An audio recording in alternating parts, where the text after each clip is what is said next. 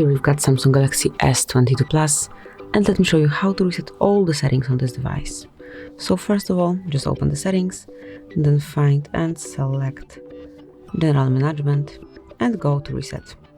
And here click on Reset All Settings, and if you truly want to perform this action, as you can see, it will reset all settings on your phone except security settings, language settings, accounts, personal data, and settings for downloaded apps. So still, if you want to perform this action, just tap on Reset Settings, draw your unlock pattern, click on Reset to confirm, and now wait until the operation is done.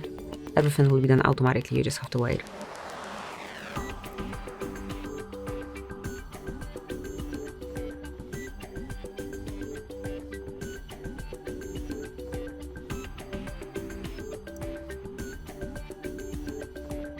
Now just enter your SIM PIN.